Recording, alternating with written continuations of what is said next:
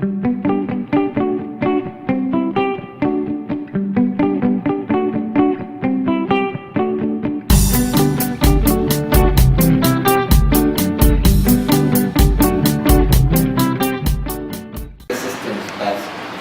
like to reduce the higher philosophy into three things: to explore, to experiment, and to pass on. So, with exploration,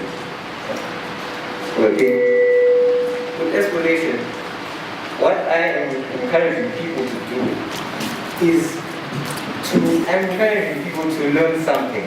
And this, in my slide, it said, learn something, please. Because it will do two things. One, it will improve yourself. Two, it will add to the field you're learning in and make sure that the field you're learning in doesn't die out. This has been the case for languages, in computers, in every other skill. Experiment. I encourage people to press the big button. You don't really learn by just learning something and just sitting back and like, I read and writing book, it's okay, nothing's going to go wrong. Tweak it a bit. Poke at it. Yes, experimentation sometimes might hurt, sometimes it will blow up in your face. I remember when I was starting out in researching about information security, I went through about 5 hard disk drives experimenting on digital forensics, just killing them with book knowledge, but I was trying to put it in practice. When I say pass on, you do a great disservice to humanity when you learn something and you don't pass it on to the next people. And when you teach people, be considerate. Triviality is very, very relative. What's trivial to me is not trivial to you, and same thing goes with complexity. What I find complex isn't complex to the next person. Don't be the guy on Stack Overflow who's like, Google, or gives you a link to Google and don't be that guy. Don't be the person who, if you post code on GitHub and you get a comment, don't be the person who's all rash is like, oh, this code is horrible, it did this, it did this. Be considerate of the capabilities of the person you're teaching. And also, yes, I call myself copy-mist or copy-left freedom fighter per se. If you develop software, I encourage you, like, if it's for your bread and butter, go ahead, intellectual property. But if this software isn't something you want to feed your family with, I encourage you to make it copyleft or use Creative Commons. Get it out there, spread it out as wide as you can. Put it on GitHub. Even if it stays there, someone find use and whatever. Thank you.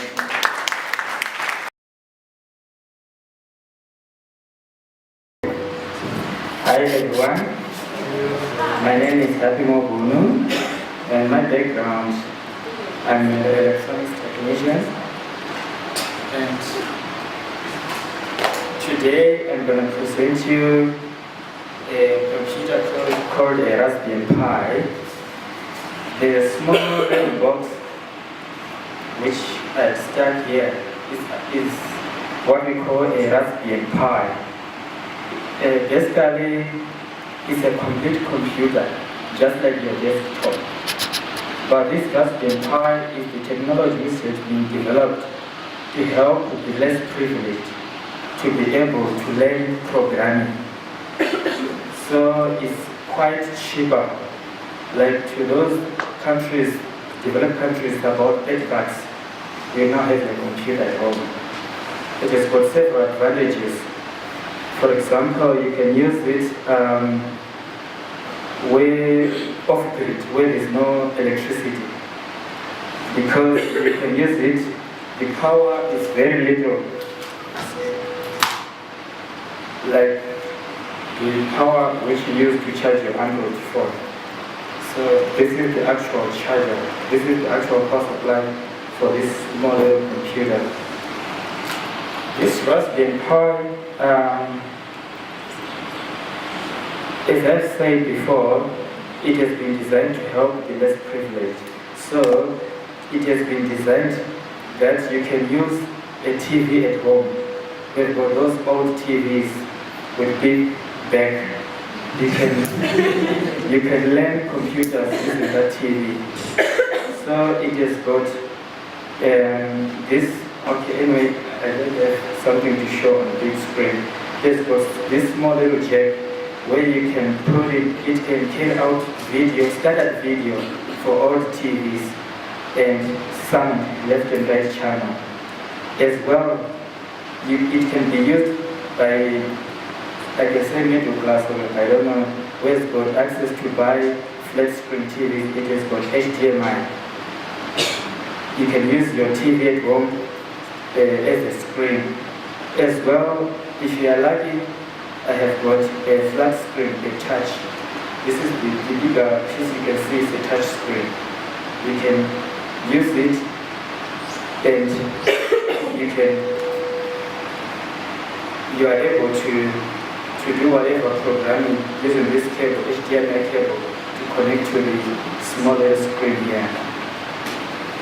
So, like I said, this is a complete computer. It has got all the basics a computer has.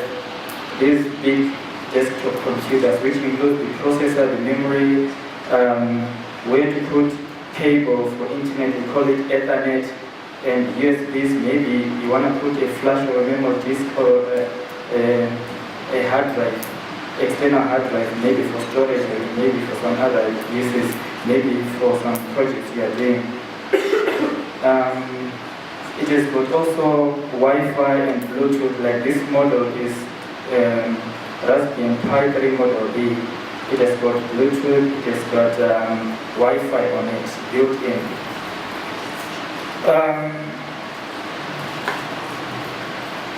Raspberry Pi, you can use it for many projects, and it's more or less used for those programmers enthusiasts. A Raspberry Pi, you can use it on programming a number of projects. For example, you can control your stove at home while it's at work.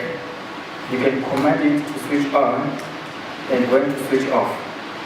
A Raspberry Pi, you can use it to monitor your loved granny, to check in whether she has gone to the kitchen or she is still in bed. You can monitor it by this anyway, using connecting it to Android or to iPhone, whatever these mobile gadgets you have got. You can also configure it in the farming industry. For example, when to water the field and when to stop watering the field. The uses are endless.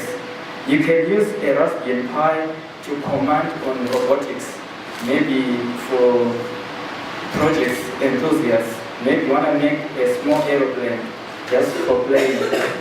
You can program this Raspberry Pi to make that possible.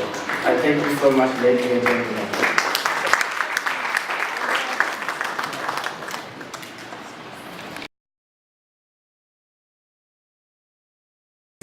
You can store them in your computer as a zip folder or in any other folder. When you want to use them, let's say you created your virtual environment, you copy the whole file that you want to use and place it in the virtual environment, maybe in the scripts folder or in that folder. So you go, open your command prompt, activate your virtual environment, then you say pip install, you copy the Python module, the whole name up to where it says will file. For example, the Django close, the Django folder, the Django will.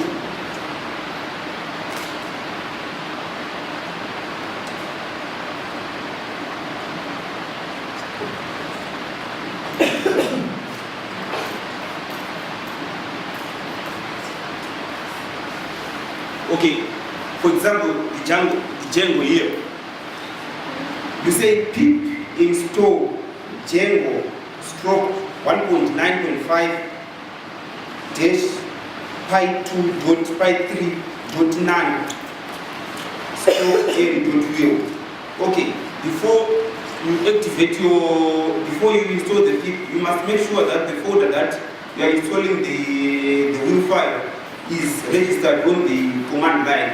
Maybe if you have placed it in the script, you say Django girls, you say cd, then you say scripts, and it will direct you to the script folder in the Django girls. Then it is when you install your Python module offline. This is very convenient, especially for Zimbabwe. You know that broadband is expensive and Wi-Fi is not free. So if you download these Python modules, you can use them online and you can create any project without any hassle. Thank you very much.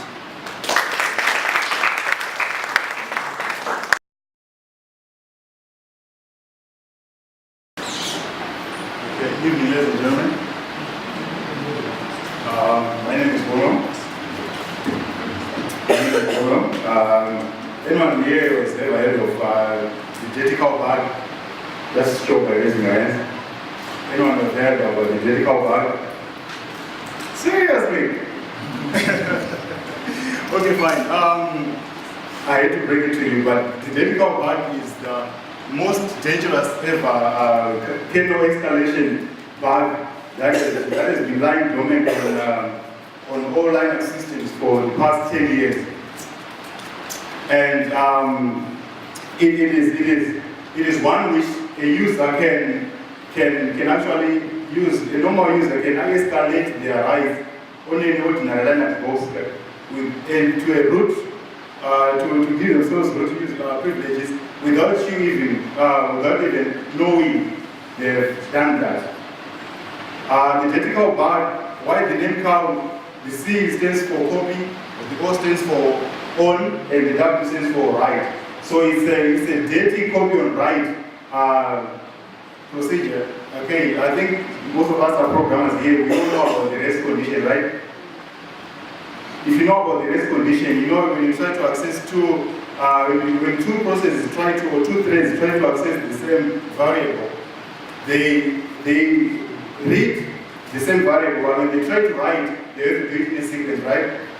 Fine. So a user that bug has been lying dormant in Python, in Linux, rather, which we predominantly use for hosting our websites and pretty much a lot of things on our phone and stuff. So why should you be concerned about the dirty cow bug? Because pretty much every phone, every Linux version which was produced in the last 10 years is vulnerable to that dirty cow bug.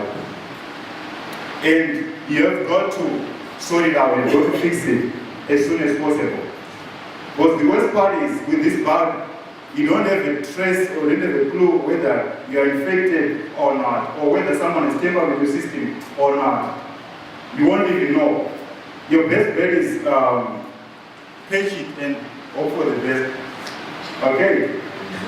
So my message this evening is update, upgrade, update, upgrade.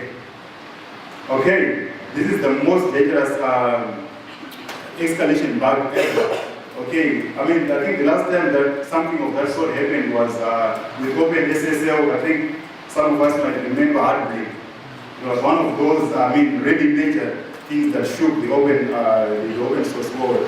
So I'm saying, let's update our phones. If you're using an old version of Linux, make sure that you update it.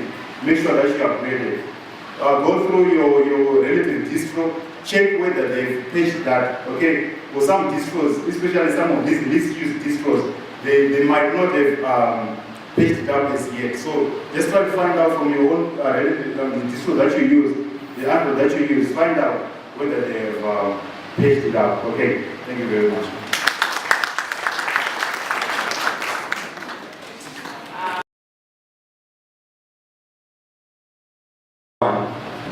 I need a timekeeper. So who is going to be my timekeeper? 3 minutes there. Thank you, Humphrey.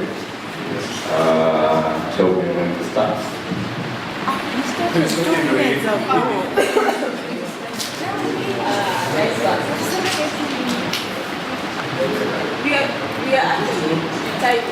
Cool.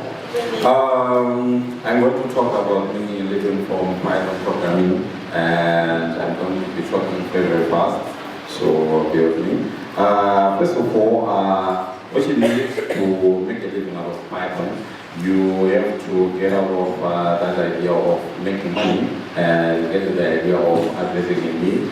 That's the first thing. Solve problems before you think of making money, right? And second thing is never give up. This is something that we noticed as us, Bison. We started this just the four of us, and look where we are today. Then the other thing is be a good presenter, because whatever you're going to do, you're going to represent for someone, and for you to present to someone, for someone to listen to what you have to say, you have to be really good at it. And also know who to approach. Google, find friends with money. Like Anna said, you can either go to church or go to those expensive clubs. Yeah? Okay, so for Python, you can start in web development. For web development, you can develop as developing sites or web application for clients. Also, you can do it for yourself, but if you put up a blog or a web application or whatever, you won't make money from the start. What you need to do is get the gathering, get the traffic going on to your site, then from there you can make money.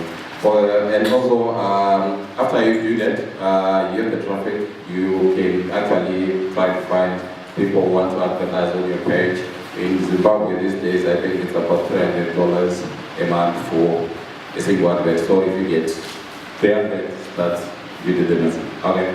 The second thing is data manipulation. Dennis was talking about data manipulation of financial statistics and stuff like that. You can also do that for the reports and stuff like that. There's this thing called binary options where people trade their stocks. I don't know where the money comes from, but my brother is actually making a living out of it. He's doing that outside of his job. There's this guy, you can Google him, he's called Adam Stone. He made a YouTube video where he was making $250,000 in 15 minutes. So you can do that. Okay.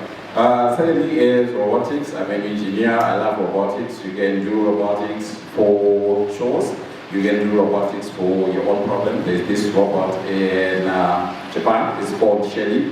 What Shelly does is, she does all the work for you, the cooking, cleaning the house and stuff. She does that all for you. You can use also the Arduino. Arduino is a microcontroller, it's not, Raspberry Pi is a microprocessor, and Arduino is just a controller. You can get into web development, TV, Qt, online shopping, like Pinterest applications, travel applications like Uber, home automations, stuff like that. You can also do systems design. I'm working on a system where I will be doing an expert system for condition monitoring. Hopefully that will work on. Also, I'm doing SciencePy, a project like that. You can also do image processing where you can view just a face of a person, stuff like that. You can also do stuff with pictures, like making a calculation out of pictures. You can also search for jobs, freelancer developer and web developer, building home automation, and you can be a teacher or you can be a Java developer. Thank you so much.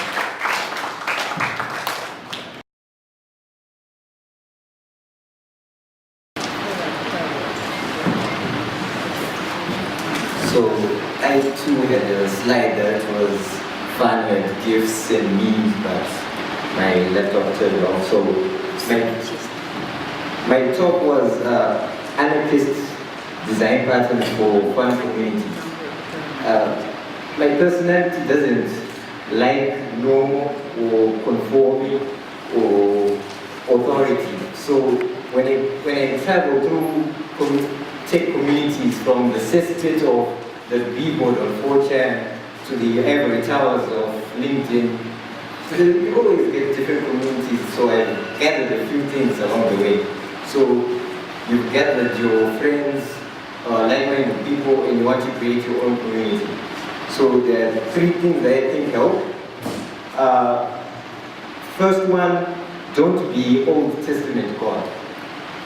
With this I say, don't be quick to open up the heavens and let fire and bad hammers rain on everyone when they make a small infraction.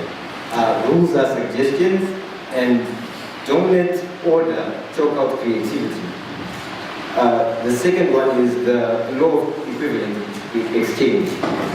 The more trolls you allow into your group, the more trolls you get. The more uniqueness you put into your group, the more unique ideas you get. The more commitment you put into your group, the more commitment you get out of it.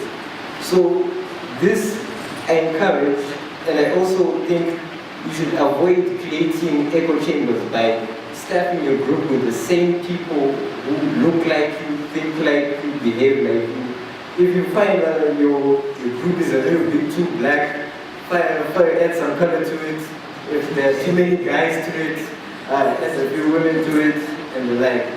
And second, and the last one is experiment. Like before I said, experiment. With humans you can experiment. Yes, they scream a lot and they might bleed, but you should try new things with your friends and with your community. Make sure you get them out of their comfort zone and make sure they interact with new things every now and again. And that's it. Thanks.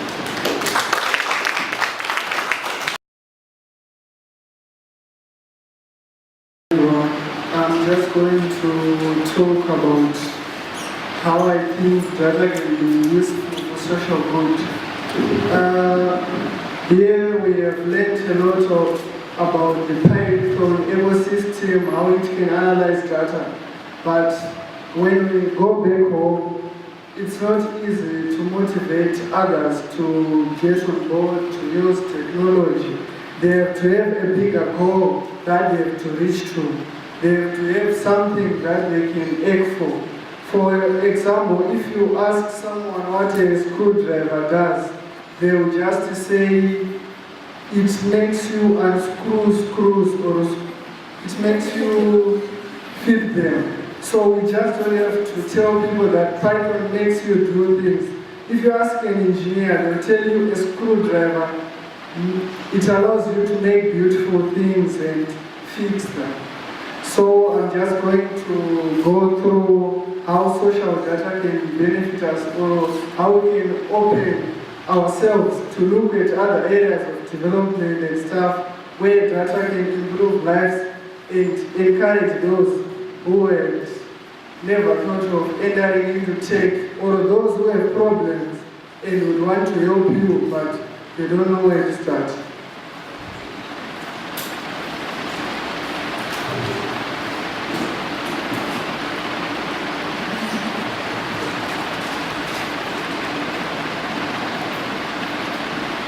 Social data can be used in data-driven research for social benefit, like analyzing diet patterns to cure lifestyle-related diseases like obesity, diabetes, and other diseases, which is good. How do you go about it? Trying to research into social data is not easy as researching into business intelligence or other applications in business, where key performance indicators are clear and it's easy to know what you are doing because you are guided by the profit notion. In trying to use data in social good, you have to understand a lot of things. You have to use the human eye. You have to think like the people who are in need or people who would need help. So you have to build a streamlined survey to understand why a product, service, or program is meaningful to customer or a community that you want to work with. You have to identify an appropriate technology to rapidly collect data. You have to run a lean data sprint with your own community, company, or organization. Develop a basic dashboard to display and act upon your data. Because it's not everyone who has time to read or understand, but at least a dashboard with graphs, pie charts, and line graphs will show people what you are trying to explain. You have to view data as a supply chain, that is to understand and manage social sector data. You have to think of it as a supply chain where every stakeholders need some data and they need to pass it on to the next stakeholder so that they can both benefit as a community. How can data science help social good organizations like non-profit organizations? They can better understand people they serve, design more efficient programs which are data-driven, better allocate resources to those in special need and in times of crisis and disasters. Here is an example of a guy who is trying to use cell phone data to predict socio-economic levels through cell phone data. So the guy has a survey into houses. The guy asks people first find or collect actual survey data and then build your hypothesis. Thank you very much. Data and emerging technologies. From this conference, I've really learned a lot as a girl child in Africa, and I believe that with the tsunami of data in this millennium age, there arises a need for people to, or for programmers to conduct data analytics. So as a student at the Catholic University, we've come up with a program for programmers and as well as industry people to engage together so that we can teach one another the theoretical part of technology and how it actually is used in the real world industry.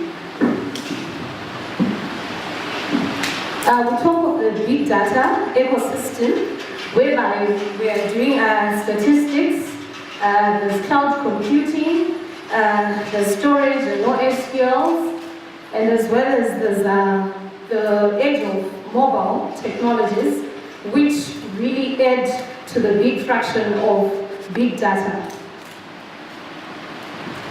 We also talk of big data skill training, whereby we'll accelerate the rate at which participants gain knowledge and skills needed to work in the ecosystem, in the data ecosystem, until they are able to perform analytics on data and offer rich reporting in the form of business intelligence dashboards, visualization, as well as data virtualization.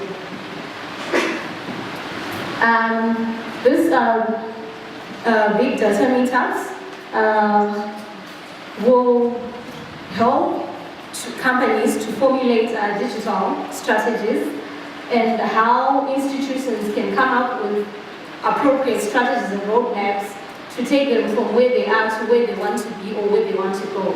The objective of the program that we started at the Catholic University of Zimbabwe is to contribute on big data applications, research and development activities among various companies together with the students collaborating together. The goals of the meetup generally are education, introduce and educate the community about new and innovative big data technologies, as we were learning since yesterday of the key technologies, Python, data analytics, and whatnot. The second goal is networking, that is providing a forum for people that are interested in big data networking. The third one is hiring. I believe that what my sister said in the morning about freelance, hiring and connecting people looking for big data work with those that are hiring, as well as to balance the technology and provide a proper level of vendor representatives so that when people decide to rely on big data technologies, they know there are options for support. Thank you.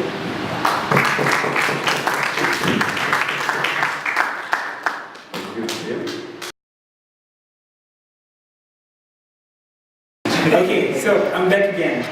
I'm just here to invite you guys to PyCon Namibia, and I titled myself Be Brave because I come from the land of the brave, and we're going to have PyCon Namibia 2017 from the 21st to the 23rd of February, but we don't have the ticket prices out yet. The call for talks are not out yet, but hopefully in the next 2 weeks they should be out.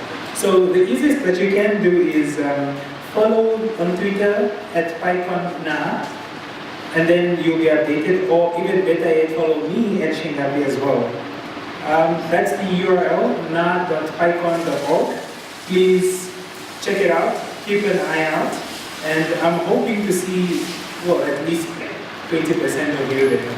If you don't, I'm hoping to get also like a GPS locations of where you live, and then send some Python-enabled drone to come and get you out of your house or something. Now, I would just like to say a little thank you also, because PyCon Namibia wouldn't be a reality without the University of Namibia sponsorship, the Phoenix project at Cardiff University, and all our sponsors. And also, just a last thank you to the organizers of PyZim. Thank you guys so much So it's not an easy thing to organize a conference with help from the guys in Cardiff. I can just imagine how much harder it is to do it on your own. And the perseverance is something I am going to take with me. And yeah, and also meeting all these smart people. Again, when your apps are actually bought for a few $1 million, just like at Shingabi, we can share some money there. Thank you very much. Oh yeah, this is my university's URL, and that's their Twitter handle as well. Thank you. Make people look big data in making